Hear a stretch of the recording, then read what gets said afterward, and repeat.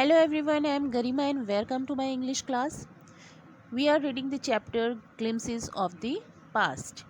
अब तक हमने इसमें देखा कि किस तरह से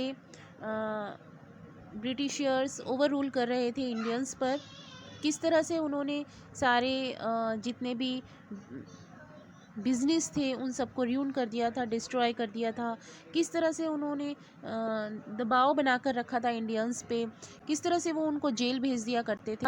एक डिससेटिस्फेक्शन डेवलप होता जा रहा था इंडियंस के मन में।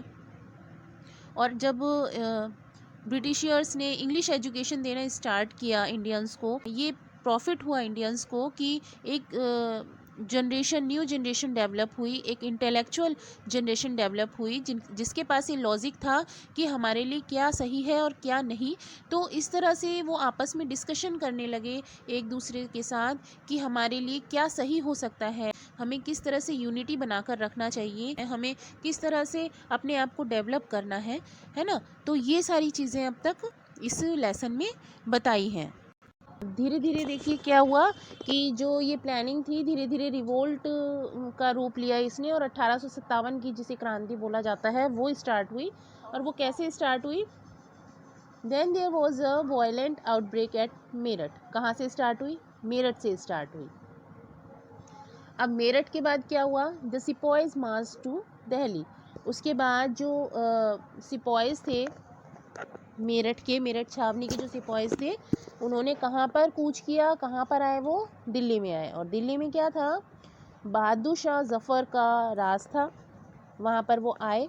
लॉन्ग लाइफ अवर एम्परर बहादुर शाह। और वहाँ जाकर उन्होंने बहादुर शाह जफ़र से हेल्प ली दिल्ली में। उसके बाद क्या हुआ? The rebellion spread wider. उसके बाद धीरे धीरे जो ये युद्ध है पूरे बड़े स्तर पर होता गया, नेशनल स्तर पर होता गया, नेशनल लेवल तक पहुंच गया। मेरठ से स्टार्ट हुआ, फिर दिल्ली पहुंचा। Many landlords have lost their lands because of their British policies and they were sore. The white man's rule must end, yes we will help you. तो इस तरह से लोग एक दूसरे की हेल्प करने लगे कि हमें ब्रिटिशर्स को बाहर निकालना है अपने देश से, और इस बात से धीरे धीरे सब लोग एग्री करने लगे। Many farmer rulers like Begum Hazrat Mahal of Lucknow were bitter. और इसी तरह से बेगम हजरत महल जो कि लखनऊ की थी, उन्होंने भी बहुत हेल्प करी उन लोगों की। The white man has taken away my kingdom. उन्हें भी ये था कि जो वाइट मैन है, जो अंग्रेज़ हैं, इंग्लिश मैन है, वो मेरी जो किंगडम है, मेरी जो विरासत है, राज्य है, उसको सबको डिस्ट्रॉय कर देंगे सब।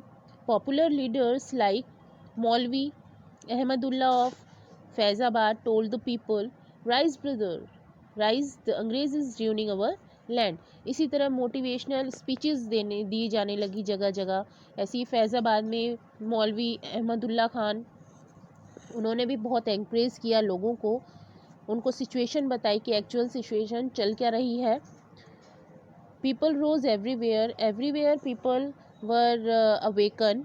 इन बरेली, कानपुर, इलाहाबाद, हर जगह एक क्रांति, एक स्पार्क जो थी वो रिवोल्ट का रूप ले चुकी थी। Azimullah Khan told Tatya Tope, we should have Peshwa Nana Sahib as our leader in this war of independence. The patriots pounced upon the British and fought pinched battle all over North India. इसी तरह से all over India कुछ कुछ leaders बना दिए गए।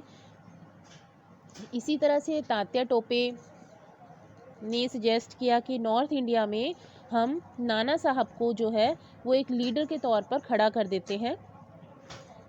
North India में 80 years old Kunwar Singh of Bihar received a bullet in his wrist. Mother Ganga, this is my last offering to you. और इसी तरह से 80 years old जो कुंवर सिंह थे, 80 साल के जो कुंवर सिंह थे बिहार के, उन्होंने भी इसी तरह का अपने अंदर जो जोश देखा है ना, और उन्होंने कहा कि mother Ganga, this is my last offering to you, ये कि मैं शायद ये मेरा आपके लिए ये आखिरी कर्तव्य है जिसको मुझे पूरा करना है, कि आपको फ्री करना है मुझे इन ब्रिटिशियर्स से। इस तरह से पूरे नेशनल लेवल पर ये रिवोल्ट हुआ 1857 का, the fight for freedom. Everywhere in India there was a spark to free from all the Englishmen, all the East India companies, and all they were want only one thing, that is freedom. This is our first fight for freedom. तो ये कुछ glimpses थे हमारी history के, we should know about these glimpses. Okay, तो आज हमारा ये चैप्टर कंप्लीट होता है। Thank you.